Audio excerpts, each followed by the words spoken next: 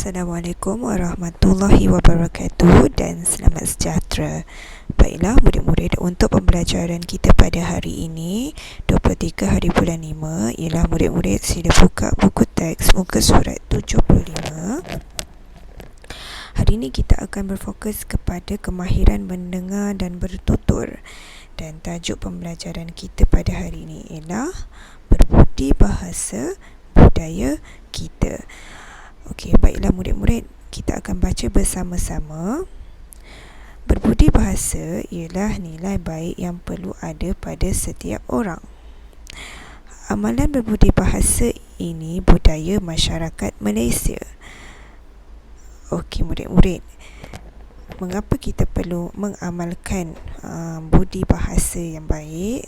Kerana dengan berbudi bahasa kita dapat menunjukkan budaya ataupun cara kita. Jadi murid-murid, kita perlu menunjukkan sikap yang baik, sikap yang positif kepada semua orang atau semua lapisan masyarakat di Malaysia, sebab di Malaysia kita mempunyai 3 jenis kaum yang berbeza, iaitu selain kaum Melayu, kita ada kaum Cina, kaum India dan kaum-kaum yang lain. Baiklah, bagaimana untuk kita bercakap dengan seseorang menunjukkan budi bahasa kita? Okey, kita lihat di sini. Untuk yang pertama ini ialah kita hendaklah memberikan ucapan selamat apabila berjumpa dengan seseorang. Okey, contoh ucapan selamat ialah seperti yang berwarna merah ini, iaitu selamat sejahtera. Okey, selamat sejahtera cikgu, selamat sejahtera Yahya. Okey, itu contoh selamat sejahtera. Okey, ucapan selamat lain ialah contohnya selamat pagi, selamat tengah hari dan sebagainya. Okey, yang kedua ialah kita mestilah bertanya tentang khabar dan keadaan seseorang. Okey, contoh dialognya ialah, apa khabar Somi? Saya harap kamu sihat dan sejahtera. Okey, jawapan Somi, kabar baik Hana. Saya harap kamu juga sihat dan sejahtera. Kamu hendak ke mana? Saya hendak ke perpustakaan. Kita perlu bertanya khabar kepada seseorang untuk mengetahui keadaan dia, sebab itu juga merupakan salah satu cara kita menunjukkan budi bahasa, kerana budi bahasa ialah amalan yang mulia. Okey, kita teruskan dengan yang ketiga. Kita sepatutnya membantu orang tua atau orang yang kurang upaya. Okey, orang tua dan orang upaya, maksudnya kita mesti menunjukkan hormat. Membantu orang tua dan orang kurang upaya ni ialah menunjukkan hormat, menunjukkan kasih sayang. Daripada situ kita boleh tunjukkan amalan budi bahasa yang baik. Okey, contohnya ialah dialog yang dimulakan oleh perempuan yang ini. Okey, Pravin, marilah kita bantu pakcik ini. Okey, apa jawapan pakcik atau orang tua tersebut?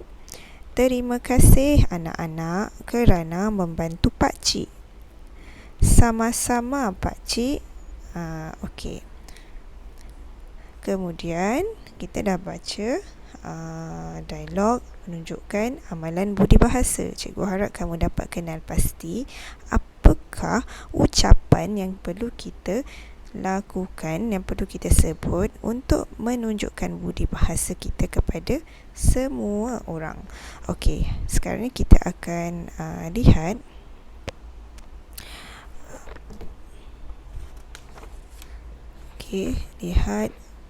buku aktiviti muka surat 86. Okey, kita buka buku aktiviti muka surat 86. Cikgu nak terangkan bagaimana untuk kamu menyiapkan tugasan ini. Okey, senang sahaja seperti yang telah cikgu terangkan tadi. Kita perlu ucapkan ucapan untuk menunjukkan sesuatu amalan yang baik kepada seseorang.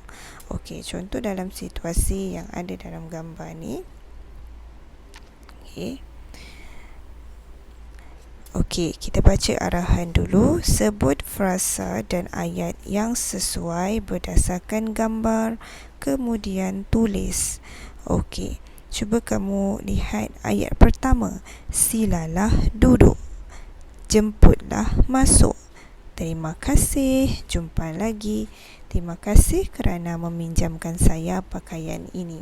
Kita lihat gambar satu persatu. Okey, gambar yang pertama menunjukkan seorang lelaki sedang memegang tombol pintu dan tangannya menunjukkan meminta seseorang itu untuk masuk. Jadi, apakah frasa yang sesuai?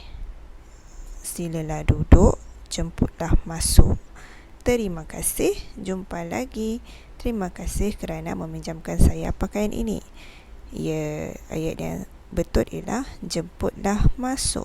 Kamu tuliskan sahaja di ruang yang ada pada buku kamu. Okey, jemputlah masuk. Okey, jemputlah masuk. Kemudian kamu pilih dan tulis semula. Okey, untuk gambar yang kedua. Okey, gambar ini menunjukkan ada sofa, ada seorang lelaki sedang menunjukkan sesuatu di arah sofa. Maksudnya, apa kehendak, apakah amalan baik yang ditunjukkan? Ya, silalah duduk. Okey, silalah duduk. Murid tuliskan sahaja. Silalah duduk.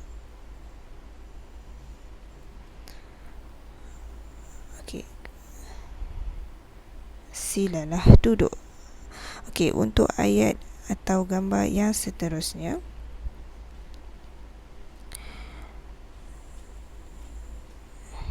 Okey, untuk yang seterusnya ialah okey, murid-murid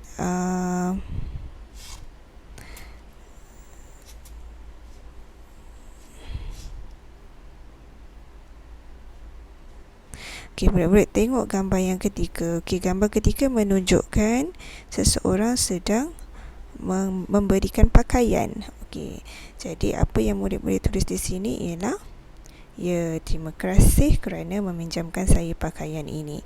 Okey, dan untuk gambar yang terakhir ialah seseorang sedang bersalaman dengan kawannya. Okey, maksudnya tanda terima kasih, jumpa lagi. Okey, murid-murid siapkan dan kemudian murid hantarkan jawapan ini kepada cikgu untuk disemak. Sekian, terima kasih.